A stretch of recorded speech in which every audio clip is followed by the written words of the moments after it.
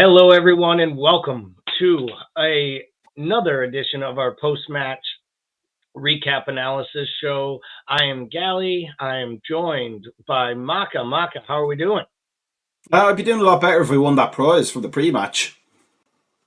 Yeah, I will say we did pretty well with our predictions to the fact that at least we did set ourselves up, letting everybody know that we expected a big win today.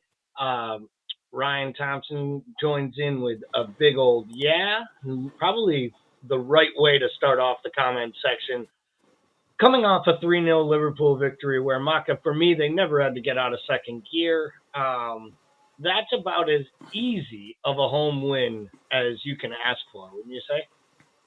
I would say that, but what kind of gets it's really churlish to be upset about anything after a 3-0 win at home following a win in the Europa League on Thursday. But the second half was a lot nervier than it really needed to be, I thought. I think like we were a little bit sloppy in the second half, and it almost was like, we settled for the two goals and didn't do anything else after that, which allowed Forest to get back into it when they shouldn't have had any right to get past the halfway line. So defensive were they in the first half? Yeah, Alan joins in, like most people do, just purely to ridicule my takes from 2 hours earlier. I do love that I rent that little space inside your ears, Alan. Yes, 6-0 was a bad call by me. I also called for a Serge Aurier red card, but that's okay because I'll take the 3-0 win. I'll take that it was an easy sledding. I think part of I think part of why we played the way we did in the second half does come down to the fact that it was such an easy match and that we were never really put into question. And I think if we had to score two or three in the second half, we could have and would have if we really did need to. And I think they kind of took their foot off the gas. And I think it's a long season. We got a lot of matches coming up. And I think we got to get used to this. And when we play these lower level teams on Sunday mornings off of a European weekend, I hope they all show up with the same amount of purpose and poise as Forrest did today. Well, I mean, like we talked about in the brief time that I was on, and obviously I was watching before in the pre-match about they set up with five, they set up with four, three. Well, it ended up being three midfield, but it was really a four, and they were clearly going to bunker in and have damage limitation, but they really didn't do anything. Like it was like they were terrified, and for me, like we should have maybe taken a little bit more advantage of that. And we talked on Thursday in the podcast about setting a marker down. Like Spurs have all the media and all the kind of goodwill going for them now because they set a marker down, and it looks like Spurs being Spurs, they think they're going to win the league. They won't, but they think they will. But it does help to sometimes go, like you're going to have to bring your best every time you come to Anfield because we're going to punish you if you don't. And we just haven't had that performance yet, and it'd be nice to get it. So they offered us nothing until we got nervy, and then they start getting a little bit braver, and then we had the one off the crossbar, and then the one over Trent's head just before he came off that could have gone really really wrong for us. But we managed it. The clean sheet is great, we can say we knew we took our foot off the gas. It wasn't anything that we weren't up to standard or Forest were dangerous to us. It was just they knew the game was won, I think, and that just got into their heads a little bit in the second half. Sure, and I think there's a lot of really good points in that, and I think part of it too was that for big parts there of that first half too, the midfield just kind of outran them. It seemed like every time Forrest even got like a sniff of the ball, our midfield was all over him. I thought McAllister was, fortunate a couple times that he got caught off the ball a few times early in the match, but I feel like that's um, kind of becoming a trend for him, and he's got to be careful that just he's a little nervy, almost like he's a slow starter. Uh, Maybe you can be a slow starter when you're an attacking mid. When you're a six, it's not good to have your first touch of the ball be a heavy one. And he's had that, and once again, he picks up another, yellow card that makes you worry about kind of how he accumulates those. But I thought Soboslai was so good from the first whistle to the end. For me, he was the man of the match easily. Talk to me how you felt the midfield looked today, and specifically, what you thought Soboslai was able to do today that really stood out? Because for me, he was the best of the bunch. Well, first of all, I'm sure I've mentioned this before. McAllister's not our number six. It's like Brendan Rodgers putting Steven Gerrard back there, or it'd be like Rafa putting Javi Alonso back there and not Mascherano beside him to do all the donkey work. He is an eight. He's an eight that's trying to play as a six, and it shows. But he's getting away with it right now, and we play like City, we play maybe Arsenal or like, Villa, like who just because they looked good today. A team's going to punish him, and they're going to punish him bad for one of those lapses of concentration, which is why I like Endo more on the six, because Endo is just a six. He wants to win the ball and give it off to the next player. Jabizlai literally ran the midfield. He was like an old school number eight. He was getting the ball off the feet of the defenders, and he was carrying it right to the edge of the box and trying to make things happen that just on another day, if they happened, we're talking about the 6-0 and how Jabizlai set up like 5 of the goals. He was just fantastic getting up there.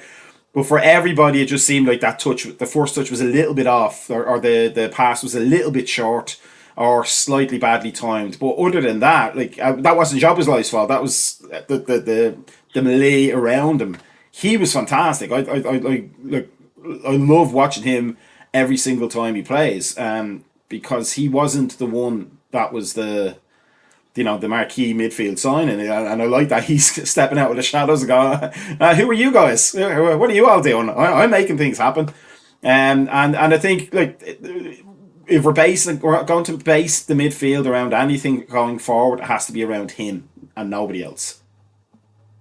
Yeah, I'd agree with that completely.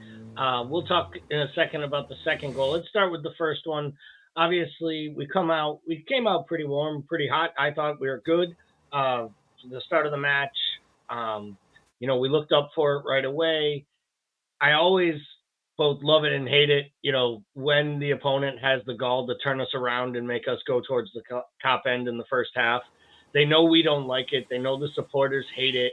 Um, and sometimes I think we do come out and kind of not play up to it. I think in this match they actually said like, let's go get one early.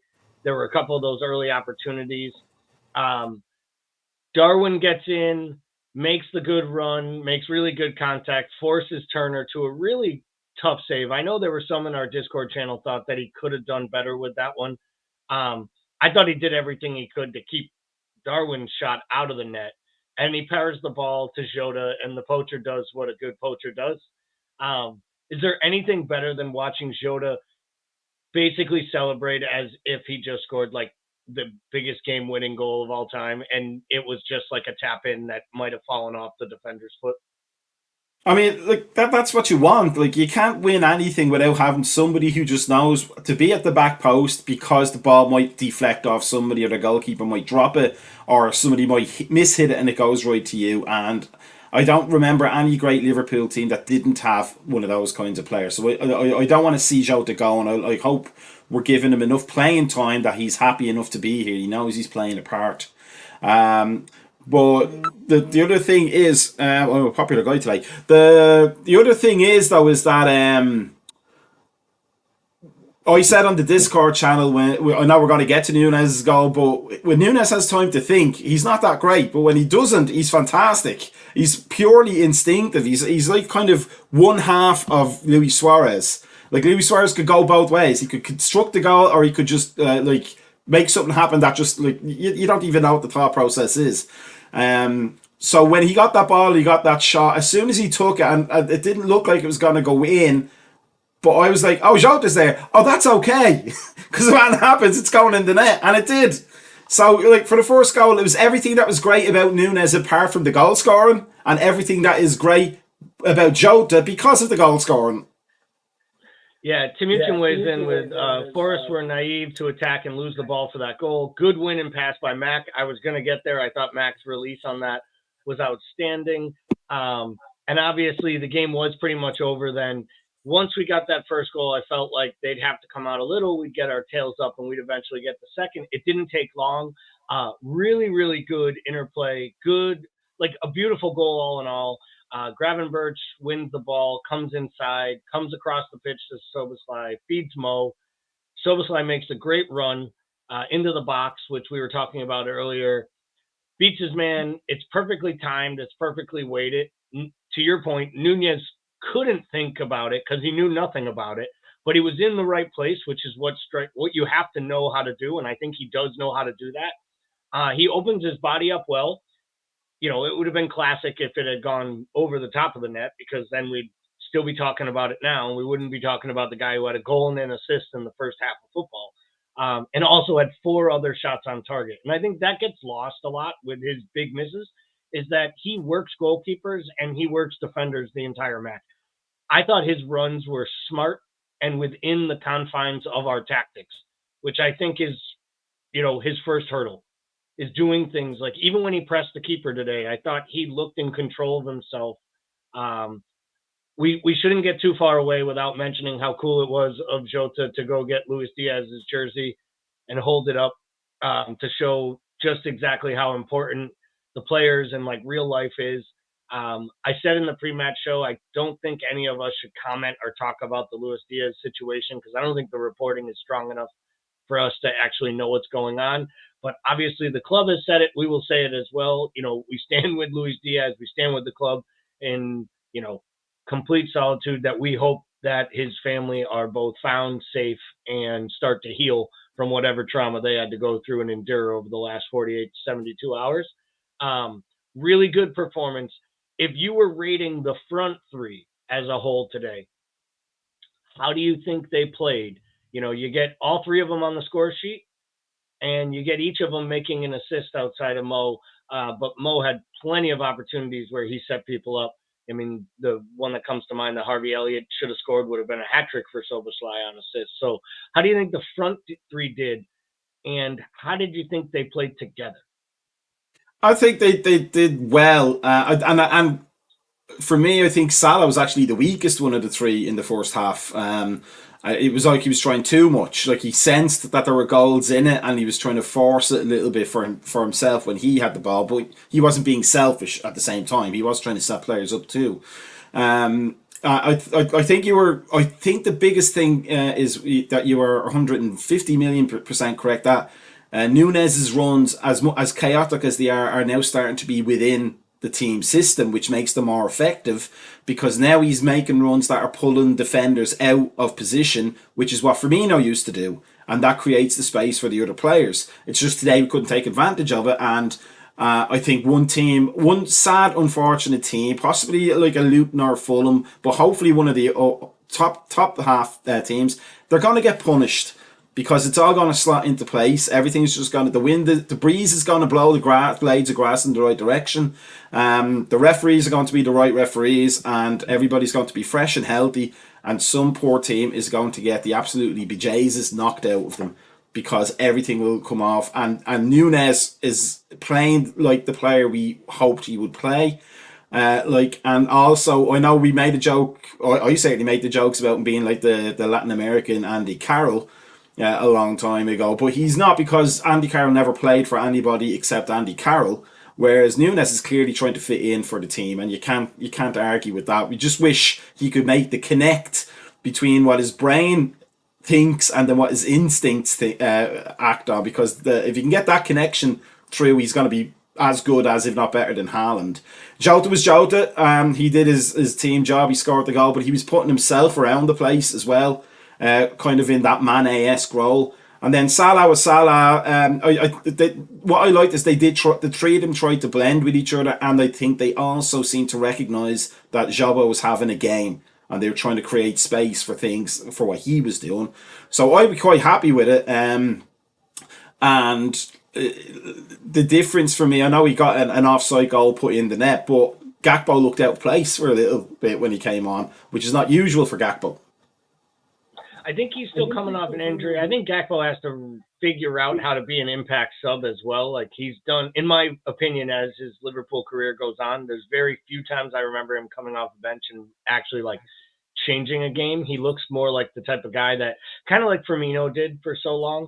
He starts games because he sets tones and gives you kind of the framework and to build on.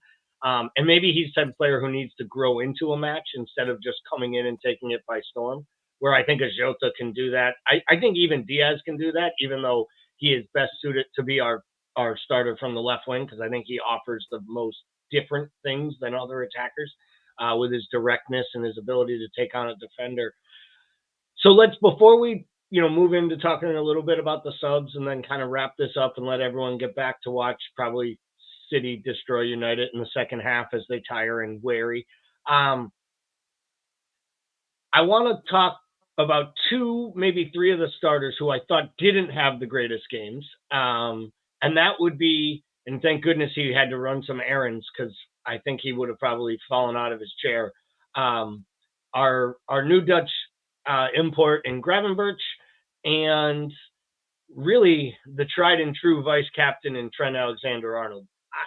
I don't know if it's just me, Macca, but to me, Trent just looks more and more lost. And as the match goes on, the more he wanders around midfield, he almost looks bored at times because he's not involved in the attack like he used to. He doesn't create like he used to. And I feel like we see it on his set pieces. He wasn't bad defending today, but he wasn't asked to. He just kind of drifted in and out. And I thought when he got subbed off and yanked off, it was actually really warranted because he looked kind of lazy. He looked like one of the players who downed tools in the second half. I could see that, and I think part of it might be the confusion about whether he's a central midfielder or whether he's a fullback. And it was a nice experiment, and when it works really well. But I think you're right. I think he's almost like not to kind of make comments on it because obviously it's a sensitive issue for parents in general. But it's like almost like he's an ADHD soccer player. Like he needs to be involved in things to maintain his focus. And in a game like that, where like that they had five at the back and Salah was already out there, and there probably wasn't a need for an overlapping right back initially. But the midfield was almost too easy. Jabozlai was taking control of it all by himself. We almost could have just like put McAllister or Gravenberch or Alexander Arnold up front as a striker, and we wouldn't have lost anything because they weren't doing any attacking whatsoever.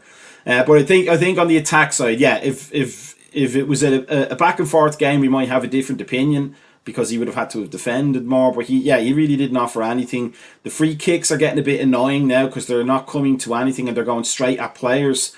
And I think when the most effective thing he did was almost knock out one of the Forest defenders from a shot, that says something about your impact. Gravenberch, I think this was a game where he got a bit lost, probably in the sheer numbers of players that were around him from Forest. But I also want to say, like, I know we want to give the guy a chance, and I know Robbo has some critics sometimes, but the difference today between what Robbo fully fit would have given us and what Simicast gave us on the left, I think was like night and day. Like there was just nothing from Simicast. He'd take the ball up and then he pass it back, and went back exactly to where it came from, and then we suddenly had nine Forest defenders between us and the goal again. So I thought Simicast wasn't weak or anything like that, but his limitations were very, very obvious today. But I also want to say Kanate disappointed me too. I thought I would have preferred Matip in there because Kanate was a little bit sloppy with the ball, and only his sheer physicality probably got us out of a bit of trouble. Yeah, I didn't think. I mean, I thought Virgil was very good today. I thought Simicast was okay, just okay, and I think that's what he is. He's a backup player, as we've talked about in the past, and I think that's where he'll stay. Let's shift our focus, and I agree with you in Gravenberch, and I don't want to make this out like I think he has been reading the press clippings a little bit about himself, but this was his third consecutive start. This is a big league start, and I could see it maybe just like in some ways it was almost like a very humbling performance for him. He was the weakest of the three midfielders, probably the weakest of the six attackers, one of the weakest of the starters, and the first yanked off the pitch. And that's not a bad thing. That's, you learn from those moments, and I think he'll get better because of it. But I don't think it was anything, this wasn't a match he's going to write home about, right, as time goes on. Shifting to the second half, we start to make substitutions right around the 59th minute. Klopp, goes to his bag of tricks. He makes the two substitutions, bringing on Harvey Elliott for Jota and bringing in Endo for Gravenberch, or I think, right? Or was that, I can't remember exactly how he did it. It was right around then. No, actually, it was Gakpo on for Jota and Elliot Gakpo, Jota, on Ellie for for Gravenberch. Yeah. Elliot for Gravenberch. At that moment, when they come in, I feel like we kind of re-energize the second half, and I'm at the point now where I don't. I think Elliot is just needed to come from the bench.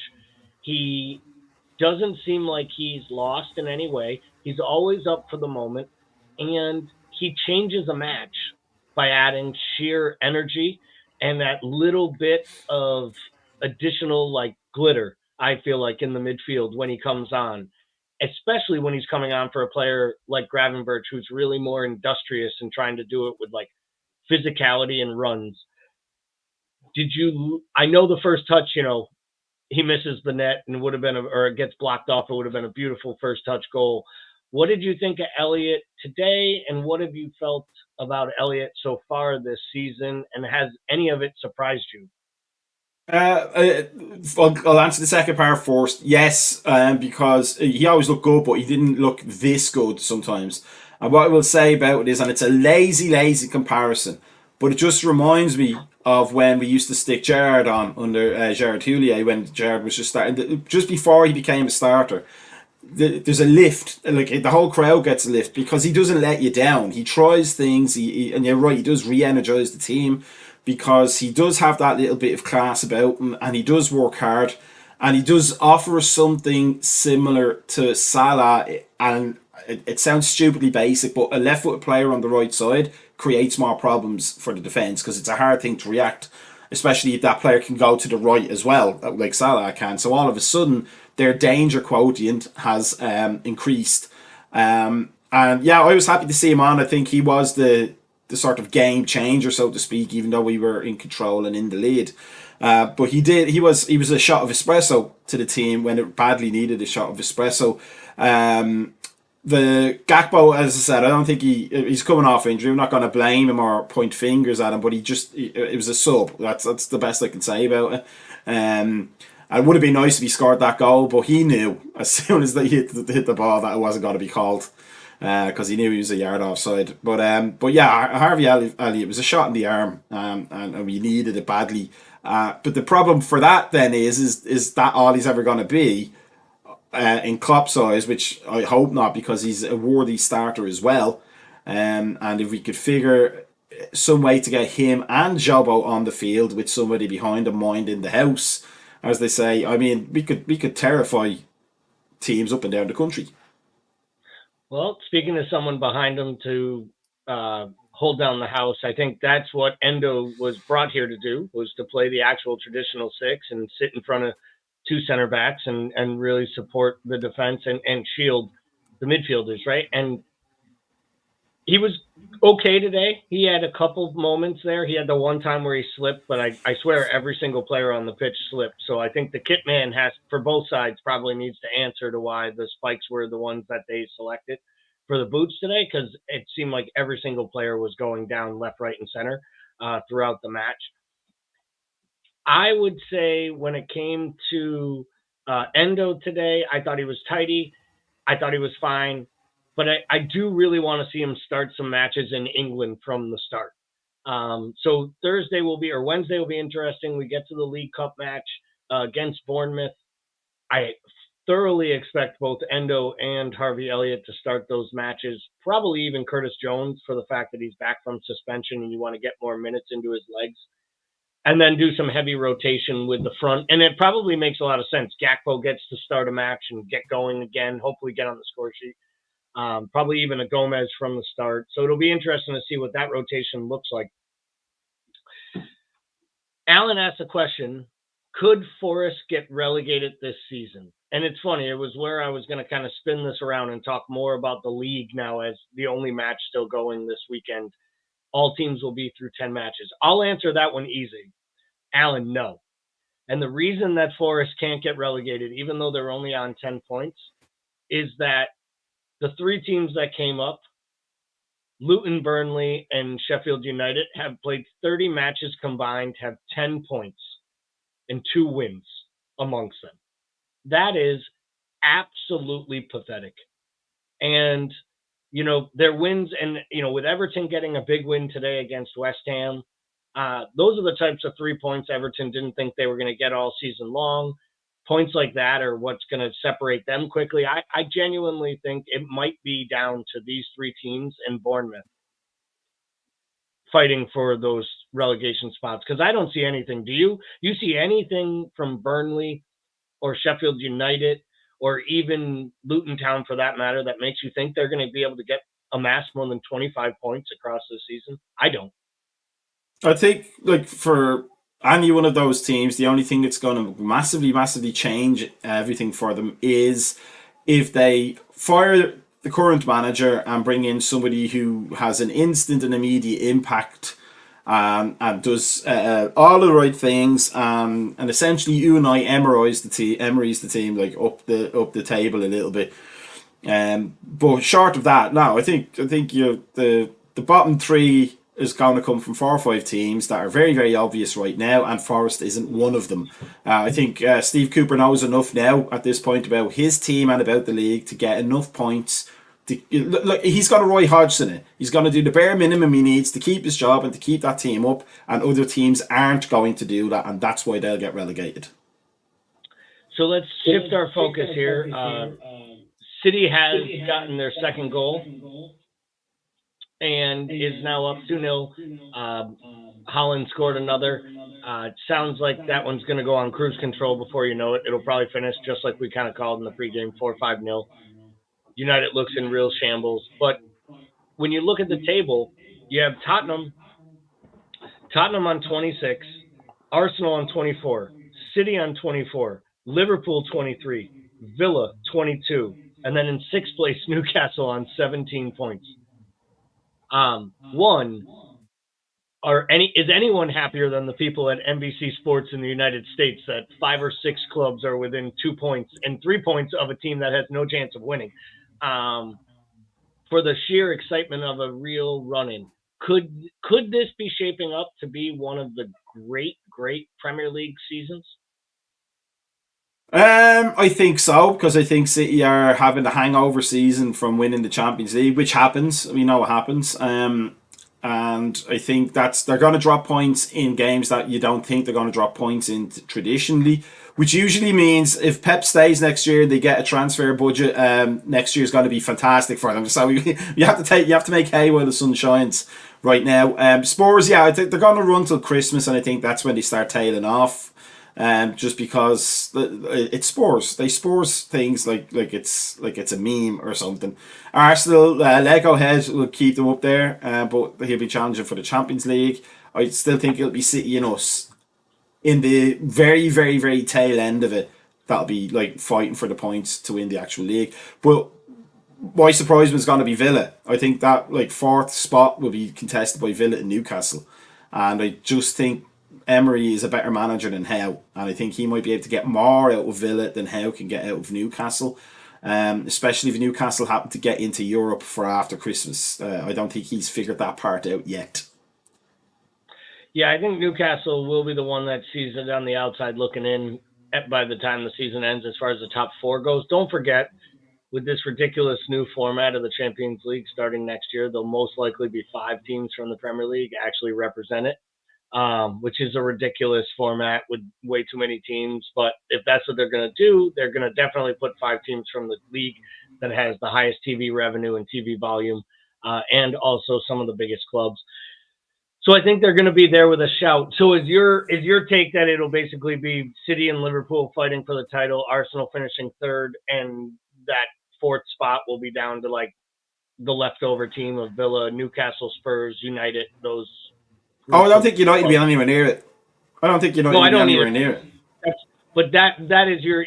I know you think Spurs are going to drop off, and have the wobble. My only issue with Spurs is it sounds like they're going to actually spend the Kane money in January, and they have a couple decent players lined up, and they don't have any European competition, and they have no League Cup competition. So they genuinely are playing once a week, and they do look like a side that is playing with a lot more structure. I think as their schedule gets harder, they're going to drop points naturally because they're playing the sides that we've already played and Villa's already played, and we haven't dropped points against them. So I I think Spurs will come back to the pack. I think it's going to be a real shout. And I think it's probably going to come down to what team between Newcastle, Liverpool, Spurs, or not Spurs, Newcastle, Liverpool, and Villa make deep runs in Europe.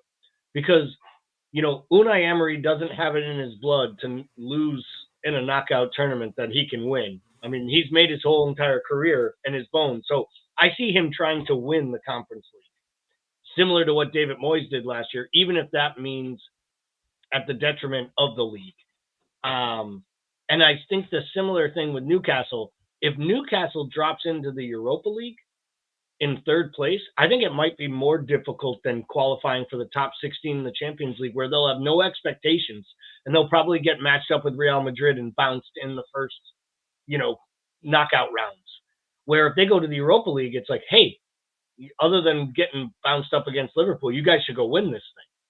So, and now they're playing Thursday, Sundays. So I think that could be huge for Newcastle, but I still think it's us in City. And I think it comes down to what happens with us in January, because there's an argument that we probably need to buy an Andre and a true number 6. There's also an argument that we might need an attacker with Mo going off to AFCON and there being the possibility still of one of these players going or another player going down on injury. I mean, if you, as crazy as this sounds, because no one likes to actually say, like, if Darwin Nunez went down with like a real injury, you'd be short. Yeah. Like Jota, Diaz, Gakpo, they do different things. And I think Mo and Darwin, and to a lesser extent, I think Soboslai right now, outside of Virgil, are probably the big three. I mean, outside of the biggest one, which is Allison, because every time I see Kelleher playing goal, I get reminded why we should have accepted $30 million for him 3 years ago, coming off 2 cup finals, and him looking like he was the next big starter in the league. So, let's get you out of here on this, my man. Wednesday, we take on Bournemouth in the Moose Cup. Does he go medium, light, or strong? No, I think what you said is correct. I think the players that need the minutes should probably go in and get the minutes. Endo, Gakpo, Curtis Jones, Harvey Elliott, Simicast would probably have to be left back. But I'd maybe look at Matip and Kanate, or Matip and Kwanzaa, or Matip and Gomez as the central defenders, and maybe one of the kids at right back. Just a little mix, but not too much of one, and then have the starters ready on the bench. The only thing I just want to jump back just to the sports thing very quickly is I wouldn't call myself a Celtic fan, but I do watch them a lot for obviously heritage reasons. Sure. But I watch a lot of them under Ange, and the problem for Spurs that Spurs are going to have is that Ange doesn't change his play, his tactics. Once you work them out, that he doesn't do, he doesn't switch to a back three to confuse it. It's just, we're still going to do the same thing. It's up to you to stop us. So that's where I think Spurs might drop off. For Wednesday, I think Kelleher will be in goal, but I want to say there might be some bit of madness, and Adrian will go in, and then maybe we won't have to worry about the League Cup next January, February. But I think your lineup is pretty much correct. Yeah, I think there'll be some movement here. This could be a Kwanzaa game, maybe. I think that, I understood sitting Matip today. Matip obviously will start, not playing a minute in today's match. I think he starts maybe with Kwanzaa. That would be nice. Gomez on the right. I think the Chambers kid should get another run out at the left. He wasn't terrible in midweek. I think in midfield it's something like Elliott, Endo, and Jones, and then up top, you got to think about that. Maybe Gakpo. I wish Doak was healthy. I'd play him, or even I don't think the Gordon kid's ready to start with senior team football yet. So maybe, in crazy ass fashion, Mo gets his start. He scores 3 in the first 15 minutes because it's Bournemouth, and that's what he does. He just starts scoring goals as soon as he sees the uniform. And then maybe you start Jota out on the left, and that's why he came off early today to give you that start. I'd love to see Nunez rested a little bit because, as I mentioned before, I think he's a player that you can't have injuries to, and he has had some minutes, a lot of minutes more than normal. So I think it'll be an interesting one on the midweek. I do want them to advance because I'm starting to look at this and thinking to myself, this is a tournament that's shaping up for them to go win. I mean, it's basically down to Arsenal and Newcastle left in it. So I think you have a good opportunity to get a favorable draw in the quarterfinals in December. It's just one more match, and then you get into January. The thing I hate is it's still the two-legged semifinals for the Moose Cup, which never makes any sense to me. By now, it should just be a single-legged affair. But for all of The, you the that are thing the thing watching us about it for here, me the thing about it for me is just like we are a new team that's newly being put together, and I don't think anything bonds a team outside of a tragedy, which we don't want. But nothing bonds a team better than winning a trophy together, especially a new team. So it would be nice to get one out of the way in February, March, whenever the final is. So yeah, I mean, I'd still go with the rotation, but I hope we play it to win. yeah, I think we will. I don't think there's any doubt about it. I think, and when you look at the competition that's left in the tournament, I think it makes it a lot easier when it's not the biggest clubs amongst the country. And let's be honest, as soon as City is out of a tournament, everyone in the tournament thinks, well, this just got a hell of a lot easier because the team that can literally put out two starting 11s that always seems to come up. And to your point, if there's one thing Pep has done is Pep has always made it clear that once we get close to winning a trophy, we have to win that trophy. And his teams do seem like they care a little bit more than some of the other big clubs when they're playing in these semifinals and quarterfinals, to the point where he'll even rotate in his starters in a semifinal of the FA Cup and then play rotation players in the league because he wants everyone to know how important that trophy is. And I think we smell a little blood in this water, and I think this would be a good one. And if we want to compete for the Europa and we want to compete for the league, I think you're onto something. Getting that feeling of what it's like to celebrate the night after and eating pizza the next day, as some at Leicester would say, right? Like they were so excited for their pizza days Yeah. when the Tinkerman was the coach. Like he'd give them pizza when they played great, but it almost galvanized their whole thing. Like if we get pizza when we play great, how big is this bleeping party going to be when we win the league? And then Vardy almost lit half of the city of Leicester on fire when they did. So it kind of makes a lot of sense. So we'll get out of here on this. We want to appreciate everyone who jumped on pre-match today, all of you who came back for post-match, everyone who's watching the shows throughout the week. Please go out to the YouTube page if you haven't already and give it a subscribe. You'll get all the latest content we're doing. And of course, follow us on Instagram and our Facebook groups, Twitter, everywhere out there that we are, even the newly formed X that nobody knows the actual name of. So, for myself and Maka, thank you for viewing. For all of us at American Scouser TV, have a great rest of your Sunday. Up the Reds, 3 more points, on to winning the league.